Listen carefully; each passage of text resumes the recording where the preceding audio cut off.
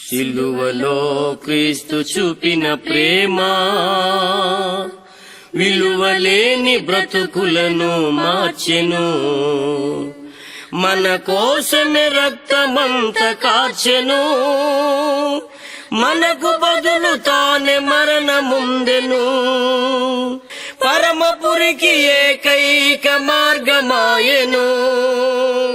మృత్యుంజయుడు సజీవుడు యేసుక్రీస్తు అందరికీ ప్రభువు. సిలువలో క్రీస్తు చూపిన ప్రేమ విలువలేని బ్రతుకులను మార్చెను. మన కోసమే రక్తమంత కార్చెను. సమాధిలో నుండి తిరిగి లేచెను. పరమపురికి ఏకైక మార్గమాయెను.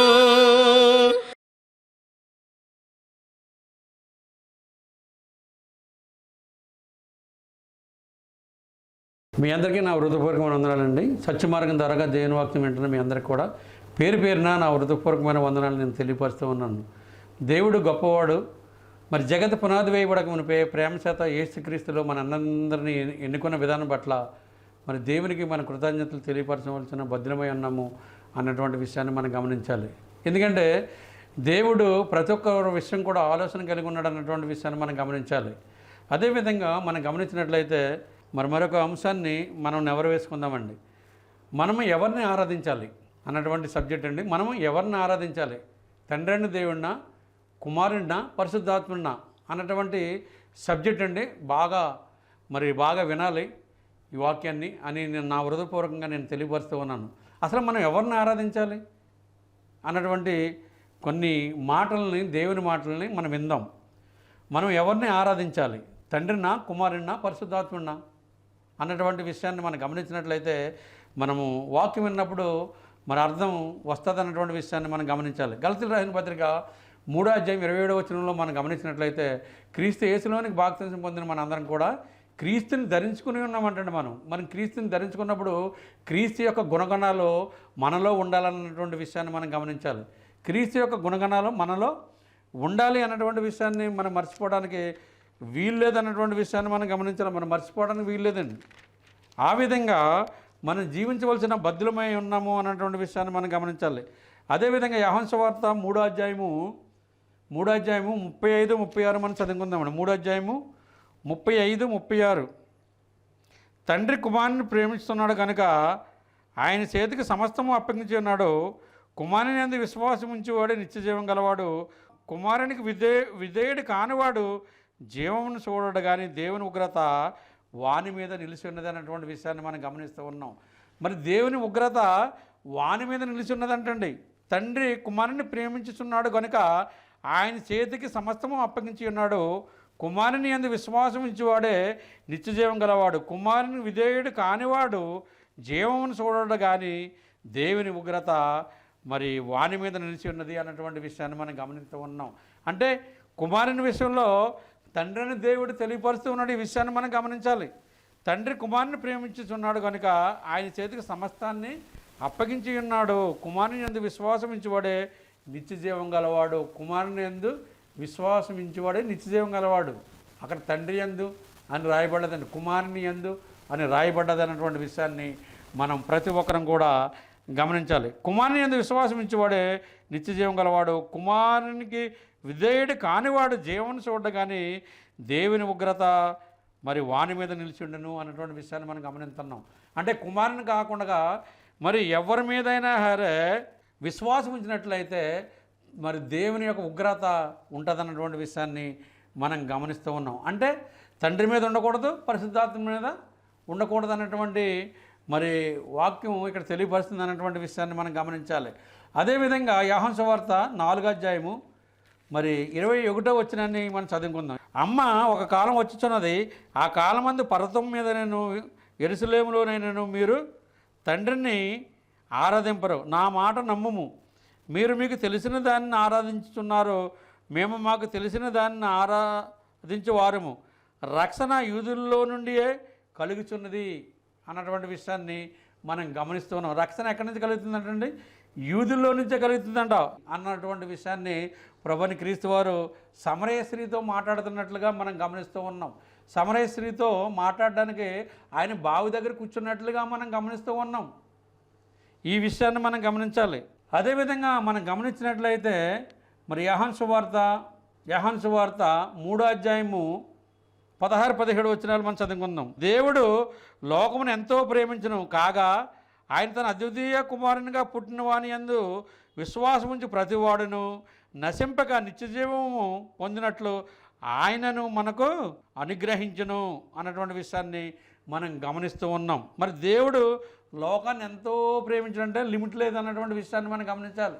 అంటే లిమిట్ లేదండి, ఎంతో అంటే చాలా ఎక్కువ అన్నటువంటి విషయాన్ని మనం గమనించాలి.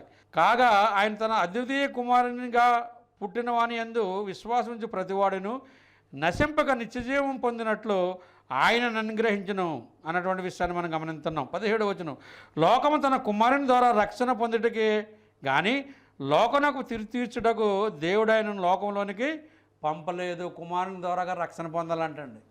తండ్రి ద్వారాగా కాదు, కుమారుని ద్వారాగానే మనం రక్షణ పొందాలి. కుమారుని అందే విశ్వాసం ఉంచాలి అన్నటువంటి విషయాన్ని మనం గమనిస్తూ ఉన్నాం. మనము ఎవరిని ఆరాధించాలి? తండ్రిన, కుమారుడిన, పరిశుద్ధాత్ముడిన అన్నటువంటి విషయాన్ని మనం గమనిస్తూ ఉన్నాం. ఎవరిని ఆరాధించాలి మనం?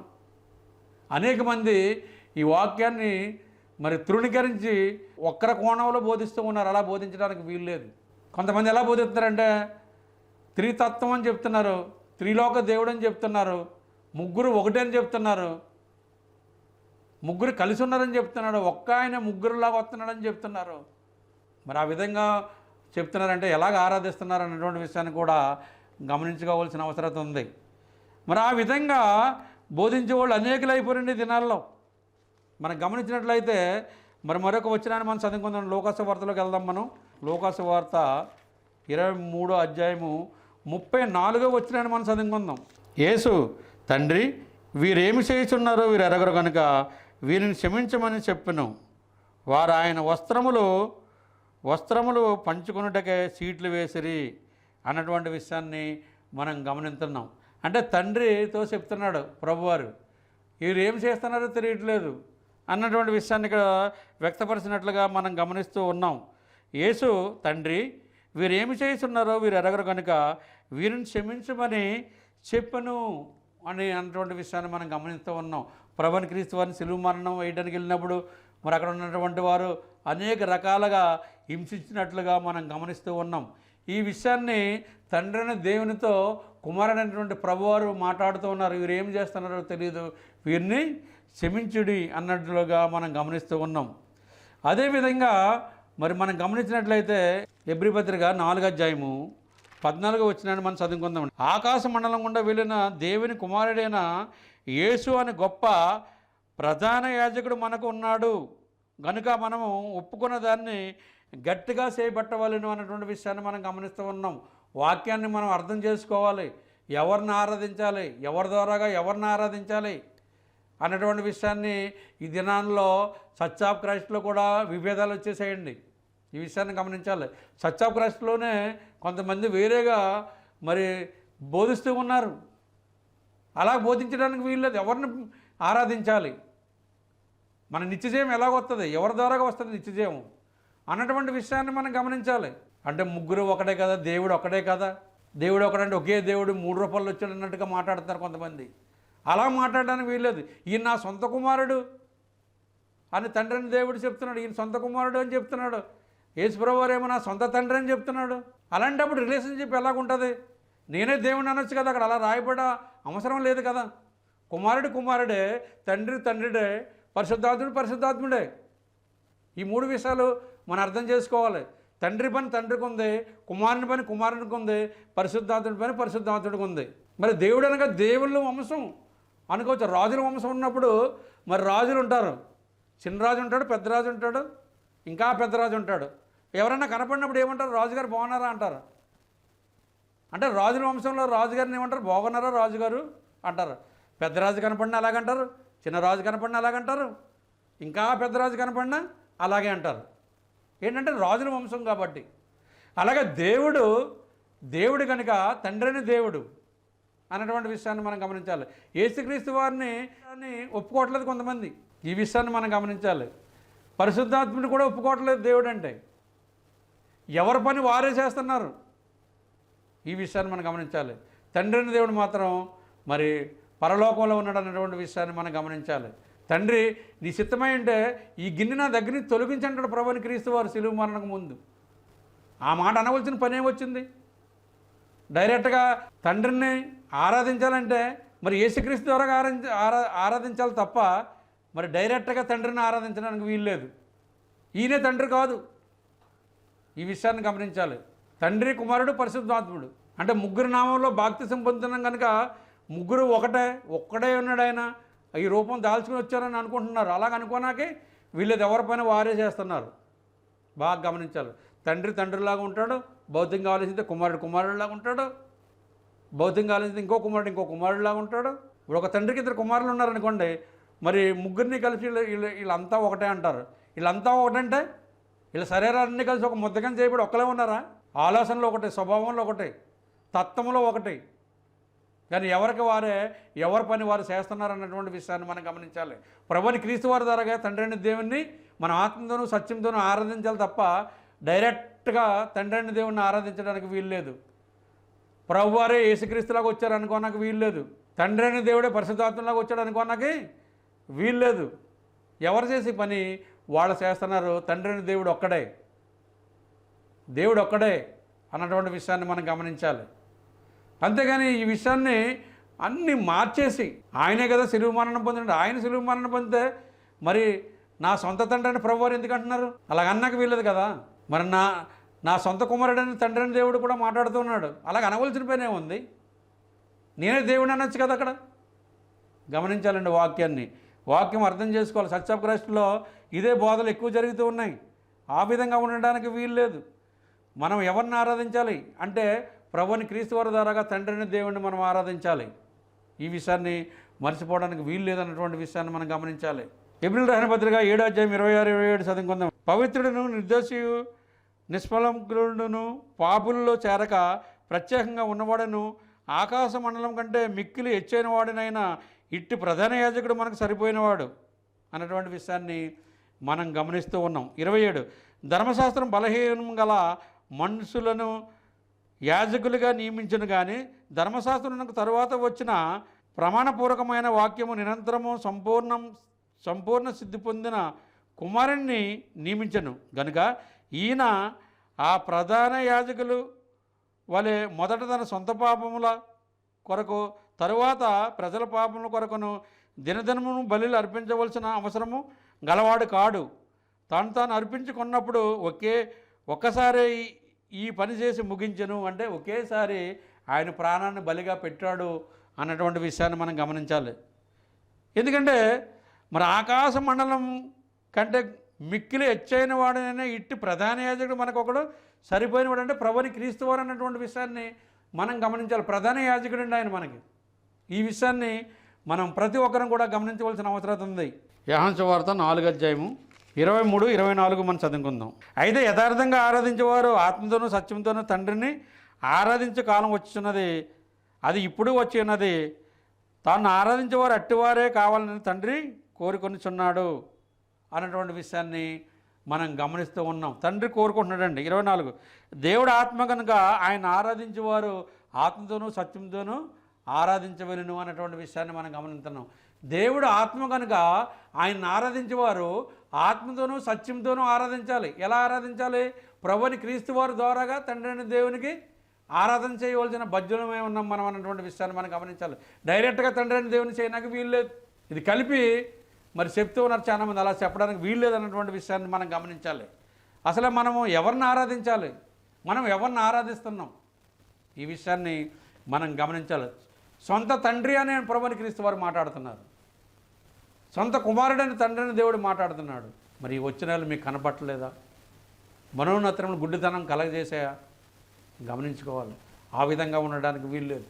సహోదర భావం కలిగి ఉండాలి, మంచిదే. కానీ వచనాల్ని మరి ఇలా తప్పుదావని పట్టించడానికి వీల్లేదు అన్నటువంటి విషయాన్ని మనం ప్రతి ఒక్కరు కూడా గమనించాలి. మీరంటే మాకు ఇష్టమే, సంతోషం, కానీ ఇలాగెందుకు బోధిస్తున్నారు? మీ మైండ్ ఒకసారి ఎలాగ తడుతుందో అలా మాట్లాడడానికి వీల్లేదు. బైబిల్ని బాగా పరిశోధన చేయవలసిన అవసరం ఉందన్నటువంటి విషయాన్ని మనం గమనించాలి.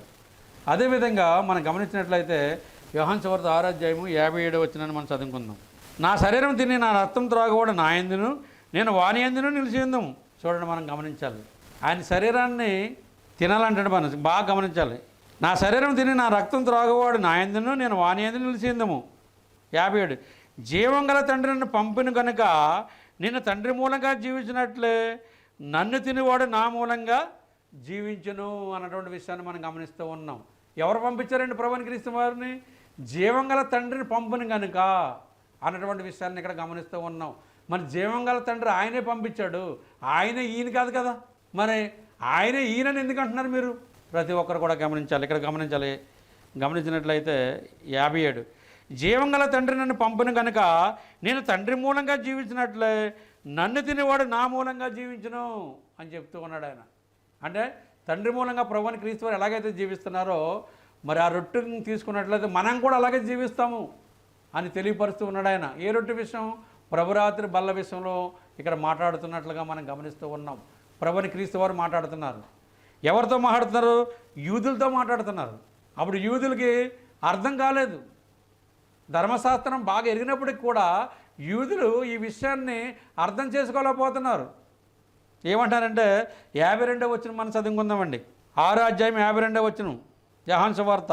యూదులు ఈయన తన శరీరం ఎలాగ తినేయగలడని ఒకంతో ఒకడు వ్యాధించరి అన్నటువంటి విషయాన్ని మనం గమనిస్తున్నాం. వాళ్ళు భౌతికంగా ఆలోచిస్తూ ఉన్నారు. మరి ఈ దినాల్లో సత్యాగ్రహిస్తూ ఉన్నటువంటి వారు ఆత్మీయమైనటువంటి మాటలు చెప్పేవారు ఎందుకు అర్థం కావట్లేదు? ఆ దినాల్లో ఉన్నటువంటి యూదుల్లాగా మీరు కూడా ఆలోచిస్తున్నారా? ఈ విషయాన్ని గమనించాలి. వాళ్ళు భౌతికంగా ఆలోచించారు. యూదులు ఈయన శరీరాన్ని ఎలాగ తినేయగలడు? ఒకంతో ఒకరు వ్యాధించరు. కావున యేసు ఇట్లని మీరు మనిషి కుమారుని శరీరం తిని ఆయన రక్తం తాగితే కానీ మీలో మీరు జీవం గలవారు కారు. మరి ఈ దినాల్లో అలాగే జరుగుతుంది. చర్చ్ ఆఫ్ క్రైస్ట్లో కూడా మనం జీవం కలిగి ఎలాగుంటున్నాం? ఆయన తినాలి అంటే ఆయన తండ్రిని దేవుడా కాదు అన్నటువంటి విషయాన్ని మనం గమనించాలి. ప్రభువుని క్రీస్తు వారి ద్వారాగానే తండ్రిని దేవుని మనం ఆరాధించాలి అన్నటువంటి విషయాన్ని మనం గమనించాలి. అందుకే ప్రభువారు కూడా అన్నారు, నీ దగ్గర ఏ మహిమ ఉందో మహిమ నాకు ఇచ్చేయి. తండ్రి నీ దగ్గర ఏ మహిమ ఉందో మహిమ నాకు ఇయ్యి అని అడుగుతున్నాడు ఆయన. ఈ విషయాన్ని మనం ప్రతి ఒక్కరం కూడా గమనించాలి. యోహాను సువార్త 5వ అధ్యాయము 26వ వచనం. తండ్రి ఎలాగ తనంతట తానే జీవం గలవాడు ఉన్నాడో అలాగే కుమారుడుకు తనంతట తానే జీవం గలవాడు ఉండుటకు కుమారుడికి అధికారం అనుగ్రహించును.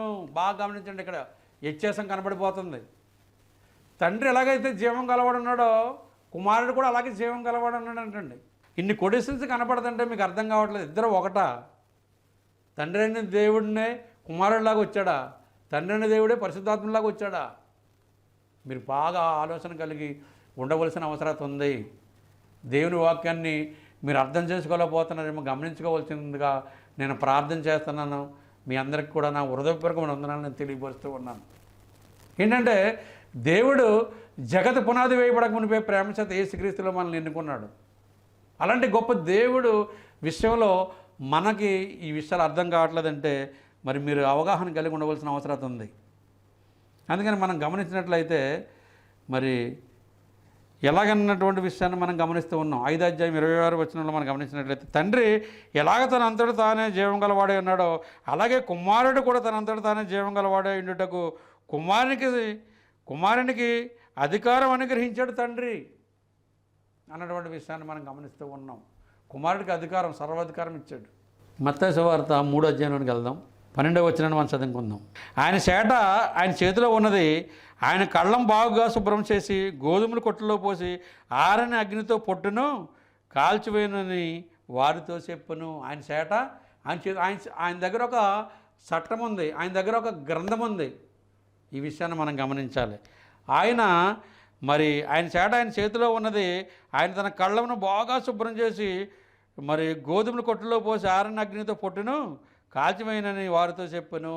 అంటే ఆయన దగ్గర ఒక చట్టం ఉంది. కళ్ళం అనగా ఈ లోకాన్ని ఈ లోకాన్ని బాగా శుభ్రం చేస్తాడంటండి, అంటే కడిగేతాడు ఆయన అన్నటువంటి విషయాన్ని మనం గమనించాలి. శ్రేష్టమైన గోధుమల కొట్టులో పోసి ఆరని అగ్నితో పొట్టుని కాల్చివేస్తాడన్నటువంటి విషయాన్ని మనం గమనించాలి. అందుకని మనం ఎవరిని ఆరాధించాలి, ఎవరిని ఆరాధిస్తున్నాము అన్నటువంటి విషయాన్ని బాగా అర్థం కలిగి జీవించవలసిన అవసరం ఉంది ఈ దినాల్లో. ఏదో మనకు వచ్చిన జ్ఞానం కొలిది మనం మాట్లాడితే కాదండి. బైబిల్ గ్రంథంలో ఏముందో అది చూచి మనం మాట్లాడాలి. బైబిల్ గ్రంథం ఏం బోధిస్తుందో అది మనం తెలియపరచాలి. ఈ విధంగా జీవించవలసిన అవసరం ఉందన్నటువంటి విషయాన్ని మనం మర్చిపోవడానికి వీల్లేదు. తిమోతి రాసిన మొదటి పత్రిక 2వ అధ్యాయము 5-6 వచనాలు మనం చదువుకుందాం. దేవుడు ఒక్కడే, దేవునికి నరులకు మధ్యవర్తి ఒక్కడే, ఆయన క్రీస్తు యేసు నరుడు. దేవుడు ఒక్కడే, దేవునికి నరునికి మధ్యవర్తి ఒక్కడే, ఆయన క్రీస్తు యేసు నరుడు అన్నటువంటి విషయాన్ని మనం గమనిస్తూ ఉన్నాం. ఆయన అందరికీ విమోచన క్రయుధంగా తానే సమర్పించుకొనెను. దీని గురించి సాక్ష్యము యుక్తకాలమందు ఇయ్యబడిన అన్నటువంటి విషయాన్ని మనం గమనిస్తూ ఉన్నాం. దేవుడు ఒక్కడేనండి, దేవుడు ముగ్గురు కాదు అన్నటువంటి విషయాన్ని మనం గమనించాలి. దేవుడు ఒక్కడే, దేవునికి నరులకి మధ్యవర్తి కూడా ఒక్కడే, ఆయన క్రీస్తు యేసు నరుడు అన్నటువంటి విషయాన్ని మనం గమనిస్తూ ఉన్నాం. అదేవిధంగా మనం గమనించినట్లయితే ఎఫెసీ పత్రికలోకి వెళ్దాం. మనం 4వ అధ్యాయము 5, 6, 7 వచనాలు మనం చదువుకుందామండి. ప్రభు ఒక్కడే, విశ్వాసం ఒక్కటే, బాప్తిసం ఒక్కటే, అందరికీ తండ్రిన దేవుడు ఒక్కడే, ఆయన అందరికీ పైగా ఉన్నవాడే, అందరిలో వ్యాపించి అందరిలో ఉన్నాడు అన్నటువంటి విషయాన్ని మనం గమనించాలి. అందరిలో వ్యాపించి అందరిలోనూ ఉన్నాడంటే ఆయన. ఈ విషయాన్ని మనం గమనించాలి. అంటే ప్రభు ఒక్కడే, విశ్వాసం ఒక్కటే, బాప్తిసం ఒక్కటే, అందరికీ తండ్రిన దేవుడు ఒక్కడే, ఆయన అందరికీ పైగా ఉన్నవాడే, అందరిలోనూ వ్యాపించి అందరిలోనూ ఉన్నాడు అన్నటువంటి విషయాన్ని మనం గమనిస్తున్నాం. ఇదే బోధిస్తున్నారు, ఒక్కడే అన్నది. తర్వాత ఏమన్నా ఒక్కడే ముగ్గురు అంటున్నారు, అదే పొరపాటు అన్నటువంటి విషయాన్ని మనం గమనించాలి. ఎవరి పని వారే చేస్తున్నారు, ఈ విషయాన్ని మనం గమనించాలి. కుమారుని నేను కనియున్నాను అంటున్నాడు ఆయన, తండ్రిని దేవుడు కన్నాడు ప్రభుని క్రీస్తు వారిని. ఈ విషయాన్ని మనం గమనించాలి. మరి మనం దేవుని ద్వారాగా పుట్టినటువంటి వారు, మన దేవుని ద్వారాగా మనం పుట్టినటువంటి వారు అన్నటువంటి విషయాన్ని మనం గమనించాలి. మన తండ్రి ఎవరంటే పరలోకమందున్న తండ్రి యెహోవా అన్నటువంటి విషయాన్ని మనం గమనించాలి. దేవాది దేవుడు జగతి పునాది వేయబడక మునిపే ప్రేమ చేత యేసుక్రీస్తులో మనల్ని ఎన్నుకున్నాడంటే చూడండి ఎంత గొప్ప దయ అన్నటువంటి విషయాన్ని మనం గమనించాలి. మరి వాక్యాన్ని మరి ఆ విధంగా తొట్టిల్లినట్టు చేయడానికి వీల్లేదు.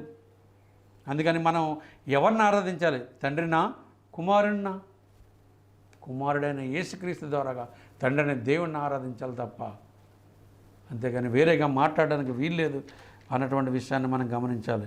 అదేవిధంగా గమనించినట్లయితే మరొక వచనాన్ని మనం చదువుకుందామండి. లోక సువార్త 23వ అధ్యాయము 44, 45, 46 వచనాలు మనం చదువుకుందాం. అప్పుడు రమరమి మధ్యాహ్నమైనను, అది మొదలుకొని 3 గంటల వరకు ఆ దేశమంతటా చీకటి కమ్మెను, సూర్యుడు అదృశ్యుడైను, గర్భాలయపు తెర నడిమికి సిరిగను. అప్పుడు యేసు గొప్ప శబ్దంతో కేకవేసి, తండ్రి, నీ చేతికి నా ఆత్మను అప్పగించుకొనిచున్నాను. ఆయన ఇలాగ చెప్పి ప్రాణం విడుసును అన్నటువంటి విషయాన్ని మనం గమనిస్తున్నాం. మరి ఆయనే తండ్రిని దేవుడైతే మరి యేసు ప్రభువారు తండ్రి అని పిలవలసిన పనే ఉంది. సిలువలో ఆయన మరణం పొందుతున్నప్పుడు గొప్పగా కేకవేసి తండ్రి అని పిలిచాడు ఆయన. ఈ విషయాన్ని మనం గమనించాలి. చూడండి, మరి తండ్రిని దేవుని చేతికి ఆత్మను అప్పగించుతున్నానని చెప్తున్నాడు. ఆయనే తండ్రిని దేవుడు అయి ఉంటే ఎందుకు అప్పగించాలి? బాగా గమనించుకోవాలి మీరు. అలా బోధించడానికి వీల్లేదు. ఎందుకు అలా బోధిస్తున్నారు, ఏం అర్థమవుతుంది అన్నటువంటి విషయాన్ని ప్రతి ఒక్కరు కూడా గమనించాలి. మనం గమనించినట్లయితే మరి 46లో అప్పుడు యేసు గొప్ప శబ్దంతో కేకవేసి, తండ్రి, నీ చేతికి నా ఆత్మను అప్పగించుకొనిచున్నాను. ఆయన ఇలాగ చెప్పి ప్రాణము విడిచెను అన్నటువంటి విషయాన్ని మనం గమనిస్తున్నాం. చూడండి, ప్రభువుని క్రీస్తు వారు ఈ లోకంలో ఉన్నప్పుడు ఎన్నోసార్లు తండ్రికి ప్రార్థన చేసినట్లుగా మనం గమనిస్తున్నాం. ఎన్నోసార్లు తండ్రికి కొనియాడినట్లుగా మనం గమనిస్తున్నాం. నా తండ్రి గొప్పవాడు అని చెప్పినట్లుగా మనం గమనిస్తూ ఉన్నాం. అలాంటప్పుడు మరి ముగ్గురు కలిసి ఒక్కరే ఎలాగవుతారండి? ఎందుకు అలాగ బోధిస్తున్నారో మరి ఆలోచన కలిగి ఉండవలసిన అవసరం ఉందన్నటువంటి విషయాన్ని మనం గమనించాలి. మరొకసారి యోహాను సువార్తలోకి వెళ్దామండి. మళ్ళీ యోహాను సువార్త 8వ అధ్యాయం 16వ వచనం. నేను ఒక్కడనే ఉండక నేనను నన్ను పంపిన తండ్రియు కూడా నున్నాము కనుక నేను తీర్పు తీర్చను. నా తీర్పు సత్యమే అంటాడు. అంటే ఒక్కడనే కాదు, నేను మేమిద్దరం కనపడుతున్నాం కాదు ఇక్కడ అని చెప్తున్నాడు ఆయన. ఈ విషయాన్ని మనం గమనించాలి. మళ్ళీ చదువుతున్నానండి. నేను ఒక్కడనై ఉండక నేనను నన్ను పంపిన తండ్రి కూడా నున్నాము గనుక నేను తీర్పు తీర్చినను, నా తీర్పు సత్యమే, నేను తీర్పు తీరుతున్నాను, ఆ తీర్పు సత్యమే అని చెప్తున్నాడు. ఈ విషయాన్ని మనం గమనించాలి. నేను ఒక్కడనే కాదు, నా తండ్రి ఉన్నాడు, నేను కూడా ఉన్నాను, నా తీర్పు సత్యమే, నేను తీరుతున్నాను కనుక అంటున్నాడండి ఆయన. ఈ విషయాన్ని మనం ప్రతి ఒక్కరం కూడా గమనించాలి. గమనించవలసిన అవసరత ఉందన్నటువంటి విషయాన్ని మనం మర్చిపోవడానికి వీల్లేదు. యోహాను సువార్త 17వ అధ్యాయము 4-5 వచనాలు మనం చదువుకుందామండి. చేయటకు నువ్వు నాకు ఇచ్చిన పని నేను సంపూర్ణంగా నెరవేర్చి భూమి మీద నిన్ను మహింపరిచితిని. తండ్రి, లోకం పుట్టక మునుపు నీ యొద్ద నాకు ఏ మహిమ ఉండినో ఆ మహిమతో నన్ను ఇప్పుడు నీ యొద్ద మహింపరచుము అన్నట్లుగా మనం గమనిస్తున్నాం. ఏ పని అయితే అప్పగించాడో తండ్రిని దేవుడు, కుమారుడు ఆ పని చేశాడు అన్నటువంటి విషయాన్ని మనం గమనించాలి. అందుకని ఈయన ఇక్కడ మాట్లాడుతూ ఉన్నాడు. మరి ఇద్దరు ఒకటేనాయన? అలాగ అడగవలసిన పనే వచ్చిందండి ఆయనకి. మనం గమనించాలి. లేఖనాన్ని మనం పరిశోధన చేయవలసిన బద్దులమై ఉన్నాము అన్నటువంటి విషయాన్ని మనం మర్చిపోవడానికి వీలు లేదన్నటువంటి విషయాన్ని మనం గమనించాలి. తండ్రి, లోకం పుట్టక మునుపు నీ యొద్ద నాకు ఏ మహిమ ఉండినో ఆ మహిమతో నన్ను ఇప్పుడు నీ యొద్ద మహిమపరచుము అని అడుగుతున్నాడు. లోకం పుట్టక మునుపు అంటే తండ్రిని దేవుని దగ్గర ఆయన ఉన్నప్పుడు ఏ మహిమ అయితే క్రీస్తు ప్రభు వారికి ఉన్నదో ఆ మహిమతో మహిమపరిచి అంటున్నాడు ఆయన. ఆయనే ఒకడైతే ఆ మాట్లాడవలసిన పని వచ్చిందండి. ఎందుకు ఇలాగ తృణీకరించి మాట్లాడుతున్నారు? బాగా గమనించాలి. లేఖనాలు మనకి తెలియపరుస్తున్నాయి అన్నటువంటి విషయాన్ని మనం ప్రతి ఒక్కరం కూడా గమనించవలసిన అవసరం ఉంది. యోహాను సువార్త 14వ అధ్యాయము 8, 9, 10, 11 వచనాలు చదువుకుందాం. యేసు ప్రభు వారు అంటున్నారండి ఫిలిప్ తోటి, ఫిలిప్పు, నేను ఎంతకాలం నీ యొద్ద నుండినాను, నీవు నన్ను ఎరగవా? నన్ను చూసిన వాడు తండ్రిని చూచుచున్నాడు గనుక తండ్రిని మాకు కనపరచమని నువ్వు ఎలా చెప్తున్నావు? అంటే ప్రభువారిని చూస్తే తండ్రిని చూసినట్లు, అంటే గుణగణాలండి అక్కడ బాగా అర్థం చేసుకోవాలి. ఈయన ఆయన కాదు. ఈ విషయాన్ని మరి చనిపోయినటువంటి సహోదరులు జార్జి గారు బాగా వివరించారండి ఈ విషయాన్ని. ఎందుకంటే నన్ను చూస్తుంటే తండ్రి చూస్తున్నట్టు కాదా, అంటే నా క్రియలు కనపట్టలేదా అని చెప్తున్నారు. మరి ఈ విషయాన్ని నేను అలాగే నమ్ముకుంటున్నారేమో ఈయనే తండ్రి అని. అలా ఉండడానికి వీల్లేదు అన్నటువంటి విషయాన్ని మనం గమనించాలి. యేసు, ఫిలిప్పు, నేను ఎంతకాలం మీ వద్ద నుండి నీవు నన్ను ఎరగవా? నన్ను చూసిన వాడు తండ్రిని చూచున్నాడు కనుక తండ్రి మాకు కనుపరచమని ఎలా చెప్తున్నావు? 10వ వచనం, తండ్రి యందు నేనను నా యందు తండ్రి ఉన్నామని నీవు నమ్మటలేదా? ఇక్కడ బాగా అర్థం చేసుకోవాలి. ఆయన తండ్రి యందు ఉన్నాడంట, తండ్రి ఆయన యందు ఉన్నాడంట. మనం ప్రతి ఒక్కరం కూడా గమనించాలి ఈ విషయం. అంటే ఆయన తండ్రా అన్నటువంటి విషయాన్ని ఇక్కడ మనం గమనించాలి. తండ్రిని యందు నేనను నా యందు తండ్రి ఉన్నామని నువ్వు నమ్మటలేదా? నేను మీతో చెప్పుచున్న మాటలు అంతటా నేను చెప్పట్లేదు. తండ్రి నా యందు నివసించున్నాడు, తన క్రియలే చేయుచున్నాడు. తండ్రి ఆయన యందు నివసించి తన క్రియలే చేయుచున్నాడు అన్నటువంటి విషయాన్ని మనం గమనిస్తున్నాం. 11, తండ్రి యందు నేనను నా యందు తండ్రి ఉన్నామని నమ్ముడి, లేదా ఈ క్రియల నిమిత్తమైనను నమ్ముడి అని చెప్తూ ఉన్నాడు. అంతేగాని ఈయనే తండ్రి కాదండి. తండ్రి ప్రభువుని క్రీస్తు వారి యందు ఉండి పనులు చేపిస్తున్నాడు అంటండి. అంటే ఈయనే తండ్రా? ఇప్పుడు మా తండ్రి ఏదో పని చెప్పాడండి నాకు, ఆ పని నేను చేతనాను అంటే నేను చేతనంటే నేను తండ్రినా? కాదు అన్నటువంటి విషయాన్ని మనం ప్రతి ఒక్కరం కూడా గమనించాలి. ఆ విధంగా ఉండడానికి వీల్లేదు. మన ఆలోచన ఏ విధంగా ఉంటుందో మనం తెలుసుకోవాల్సిన అవసరం ఉందన్నటువంటి విషయాన్ని మనం గమనించాలి. అదేవిధంగా మనం గమనించినట్లయితే మరి యోహాను సువార్త 20వ అధ్యాయం 16, 17 వచనాలు చదువుకుందాం. యేసు ఆమెను చూసి మరియా అని పిలిచెను. ఆమె ఆయన వైపు తిరిగి ఆయన ఎబ్రీ భాషలో రబ్బీ అని పిలిచెను. ఆ మాటకు బోధకుడని అర్థము. యేసు ఆమెతో, నేను ఇంకనూ తండ్రి వద్దకు ఎక్కిపోలేదు కనుక నన్ను ముట్టుకొనవద్దని, మరి ముట్టుకొనవద్దు, అయితే నా సహోదరుల యొద్దకు వెళ్ళి నా తండ్రియు మీ తండ్రియు, నా దేవుడును మీ దేవుడునైన వాని యొద్దకు ఎక్కిపోచున్నానని వారితో చెప్పును. చూడండి, ఇక్కడ నా తండ్రియు మీ తండ్రియు, నా తండ్రియు మీ తండ్రియు, నా దేవుడును మీ దేవుడును అని చెప్తున్నాడు. నా దేవుడు మీ దేవుడు, నా తండ్రి మీ తండ్రి, నన్ను ముట్టుకోవద్దు అని మరియతో చెప్తున్నాడు. అంటే ఆయన ఆరోహణం అవి ముందు మాట, ఇది ఆయన తిరిగి లేచిన తర్వాత మాట. ఈ విషయాన్ని మనం గమనించాలి. ఇక్కడ మాట్లాడుతూ ఉన్నాడు ఆయన. యేసు మళ్ళీ 16, 17 చదువుకుందాం. యేసు ఆమెను చూసి మరియా అని పిలిచెను. ఆమె ఆయన వైపు తిరిగి ఆయనను ఎబ్రీ భాషలో రబ్బీ అని పిలిచెను. ఆ మాటకు బోధకుడా అని అర్థం. యేసు ఆమెతో, నేను ఇంకనూ తండ్రి యొద్దకు ఎక్కిపోలేదు గనుక నన్ను ముట్టుకొనవద్దు. అయితే నా సహోదరుల యొద్దకు వెళ్ళి నా తండ్రియు మీ తండ్రియు, నా దేవుడును మీ దేవుడినైనా వాని యొద్దకు పోచున్నానని వారితో చెప్పను. అది ఈ విషయాన్ని మనం గమనించాలి. ఆయన ఈయనైతే మరి ఎందుకు చెప్తాడండి? మనం ప్రతి ఒక్కరం కూడా ఈ విషయాన్ని మనం గమనించాలి. ఆయన యందు భయభక్తులు కలిగి ఉండవలసిన అవసరం ఉంది. మీ తండ్రి నా తండ్రి, మీ దేవుడు నా దేవుడు అన్నట్లుగా మనం గమనించాం. 5వ అధ్యాయము 37, 38 మనం చదువుకుందామండి. తండ్రి నాకు అనుగ్రహించే వారందరూ నా యొద్దకు వచ్చిరు. నా యొద్దకు వచ్చేవారిని నేను ఏమాత్రము బయటకు త్రోసివేయను. నా ఇష్టమును నెరవేర్చుకుంటకు నేను రాలేదు, నన్ను పంపిన వాని చిత్తమును నెరవేర్చుకుంటకే పరలోకం నుండి దిగి వచ్చి తిని అని చెప్పినట్లుగా మనం గమనిస్తున్నాం. మరి ఆయన ఇష్టాన్ని నెరవేర్చుకోవడానికి రాలేదంటండి. పరలోకమందున్న తండ్రి ఇష్టాన్ని నెరవేర్చడానికి ఈ భూమి మీదకి వచ్చినట్లుగా మనం గమనిస్తూ ఉన్నాం. అందుకని మనం ఎవరిని ఆరాధించాలి, ఎవరిని ఆరాధిస్తున్నాము అన్నటువంటి విషయాన్ని మనం గమనించాలి. యోహాను సువార్త 10వ అధ్యాయం 30వ వచనాన్ని మనం చదువుకుందాం. నేనును తండ్రి ఏకమై ఉన్నామని వారితో చెప్పాను.